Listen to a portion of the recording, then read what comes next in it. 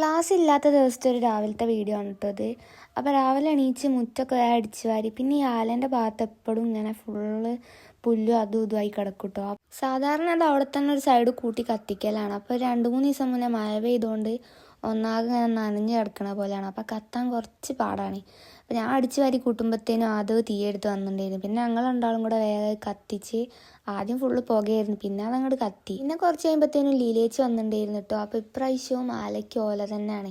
അപ്പോൾ കുറച്ച് ഓലയും കൂടെ ബാക്കി ഉണ്ടായിരുന്നു മടയാൻ. അപ്പം അതിങ്ങനെ വെള്ളത്തിൽ പൊതിർത്തിയിട്ടാണ്. അപ്പം ഞാൻ അതൊക്കെ അവിടെ കൊണ്ടുപോയി ഇട്ട് കൊടുത്ത് പിന്നെ നേരെ പോയി പല്ല് വെച്ചിട്ടോ. പിന്നെ അപ്പം അമ്മ രാവിലെ പോകുമ്പോൾ ഫുഡൊക്കെ ഉണ്ടാക്കി വെച്ച കുറച്ച് പാത്രം ഉണ്ടായിരുന്നു കേക്ക് വെക്കാനും, അതുപോലെ മേശ ഒന്ന് തുടച്ചിടാനുണ്ടായിരുന്നു.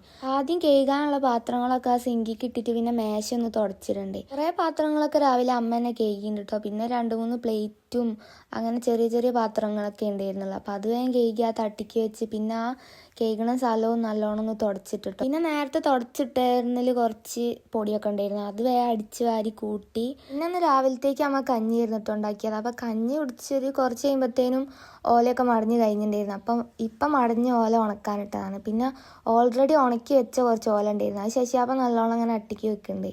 പിന്നെ കുറച്ച് കഴിയുമ്പോഴത്തേനും ഓരോക്കെ പോയിട്ടോ. അപ്പം ഇന്നത്തെ വീഡിയോ ഇത്രേ ഉള്ളൂ. ബൈ.